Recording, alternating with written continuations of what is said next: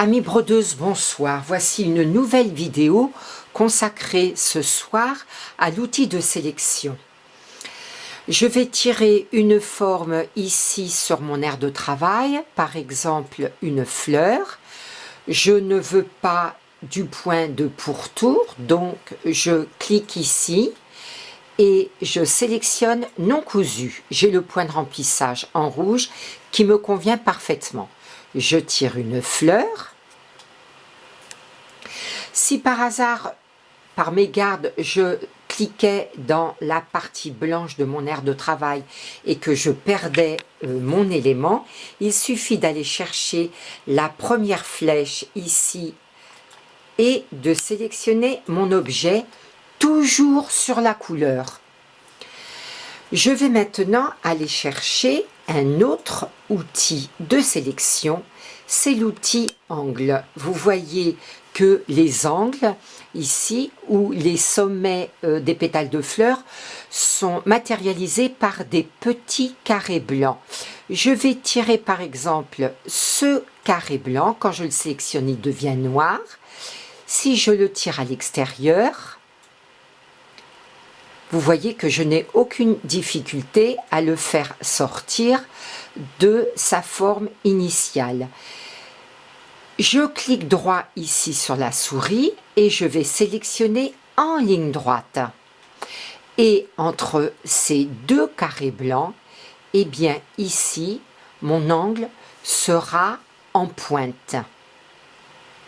Si à nouveau je clique droit sur la souris et que je le mets en courbe, entre ces deux carrés blancs, ici, mon groupe de points sera en arrondi.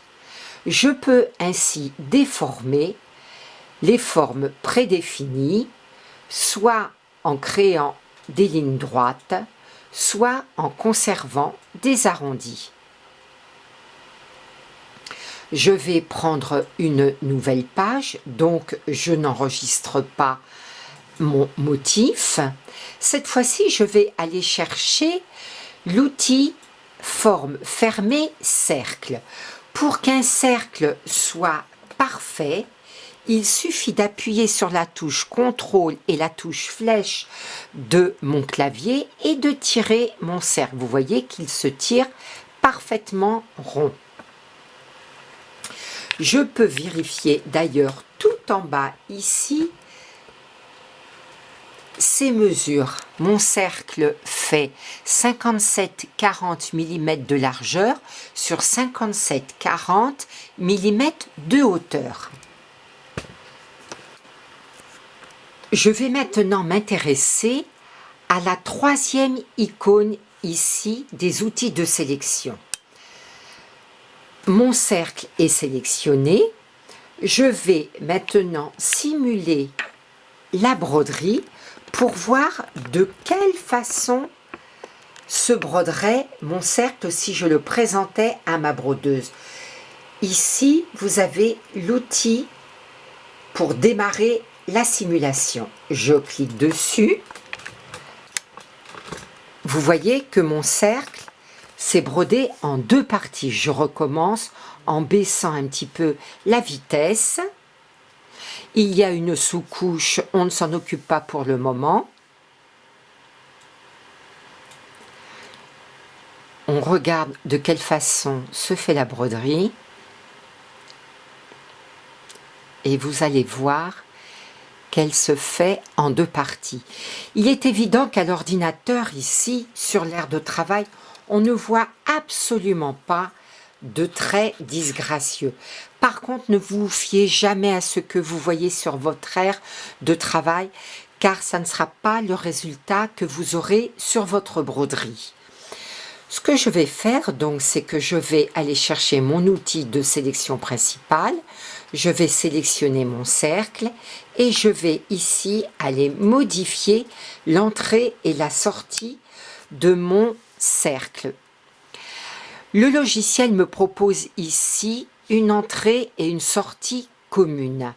Je vais aller déplacer l'entrée ici R1 et déplacer ici la sortie R2.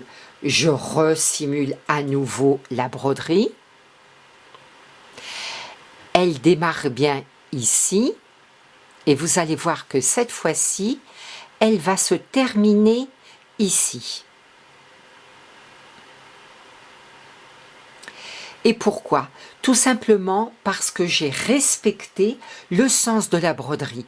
Si je vais chercher mon outil de sélection, que je sélectionne mon cercle, je vais cliquer droit sur la souris, je vais tout en bas ici sur la fenêtre et je vais cliquer ici tout en bas sur caractéristiques de broderie. Une fenêtre, une grande fenêtre s'ouvre. Et nous allons justement profiter de cette vidéo pour examiner cette fenêtre.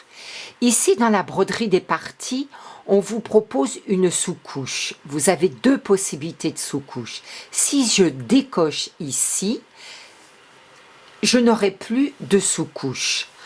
On vous propose ici une densité de 4,5, ça me convient parfaitement. Et une direction de 45 degrés. Eh bien, j'ai respecté la direction de 45 degrés pour orienter mon point d'entrée et de sortie.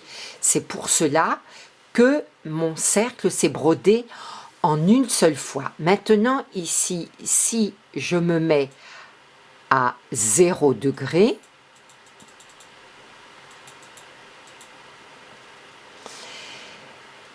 que je ne modifie pas le point d'entrée et de sortie de broderie, je vais aller simuler la broderie et vous allez voir qu'elle va se faire également en deux parties.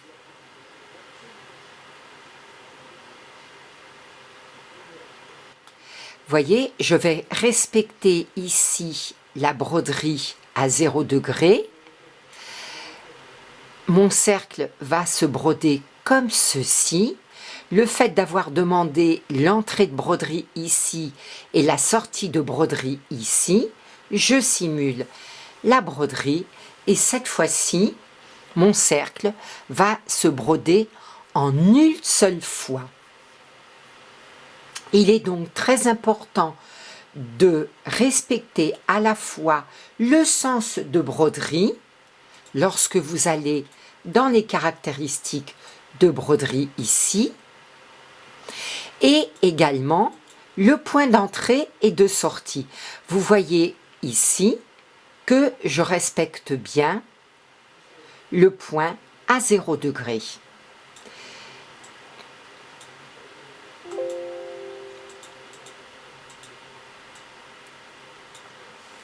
Par contre, si je vais ici chercher les formes prédéfinies de la dernière rangée, je vais voir si ma broderie va également se broder en une seule fois. Eh bien non, vous voyez qu'elle se brode en deux parties. D'abord une oreille puis l'autre, ce qui est tout à fait normal. Par contre, ici, la tête sera brodée en une seule fois. Deux. Et là, vous ne verrez pas de traits disgracieux. Alors, je vais enlever ici mon cercle. Je clique droit dessus, effacer. Je vais pousser le lapin et je vais aller chercher ici l'avion. Je vais simuler la broderie. Je reste ici à droite à 0 degré de broderie.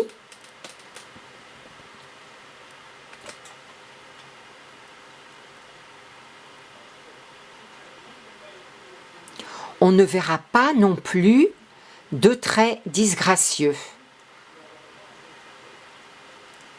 Peut-être ici un léger petit trait et encore.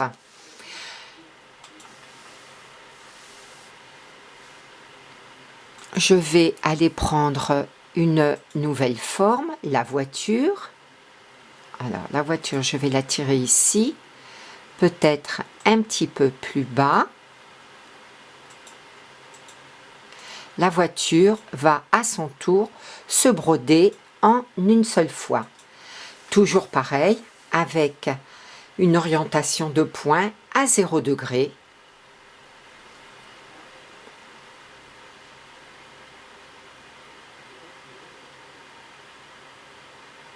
Ici, on verrait éventuellement un tout petit trait et encore, je pense que ce serait tout à fait passable sur la broderie.